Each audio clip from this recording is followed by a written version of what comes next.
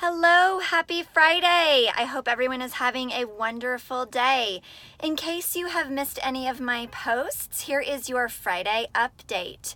Super excited. I have been in a awesome conference called Recharge that our broker owner with Remax of Boulder and Remax Elevate has put on for us, and listened to some great speakers, got some great goal setting plans, all that fun stuff, and I look forward to sharing with you over the next couple of weeks some of the things that I have learned.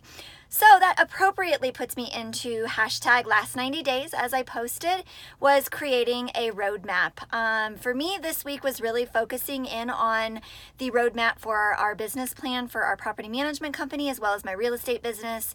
And I'm super excited about some of the awesome things that are kind of in store, some of the goals that I've set forth, and some of the things that I'm going to be doing in the next decade. Can I say decade? Holy moly, 2020. And I hope that you guys will be along for the ride and support me in this. So please stay tuned on some of the new exciting things that I have planned, as well as hopefully giving me feedback on things that you do and don't like. With the whole roadmap thing, it also put me into the perspective that I also personally, Wes and I sit down and kind of create our roadmap for our 2020 on us personally. And if any of you have had in your goal setting process to own a second home or to have an investment property or something like that, I would really love the opportunity to sit down and chat with you about how I can help you make that roadmap. It may be just starting the conversation. It may be helping you figure out what it is that you need to save and how we can make that happen.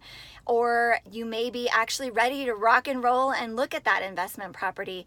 I'd love to share my thoughts and how I can be best of service for you. So if this has at all been something that's kind of creeped into your 2020 goals, give me a call. I'd love to sit down with you over coffee and we can chat about what that might look like. I also posted about construction wages, which I think is so appropriate. As we know, the skilled labor trade has certainly declined over the last decade for sure. And I think it's important to know that this is something that's nationwide with construction expenses going up. It's not just our local area. A lot of people are like, gosh, it's expensive out here in Colorado. Well, the construction wages, that's going to affect new homes, remodels, etc.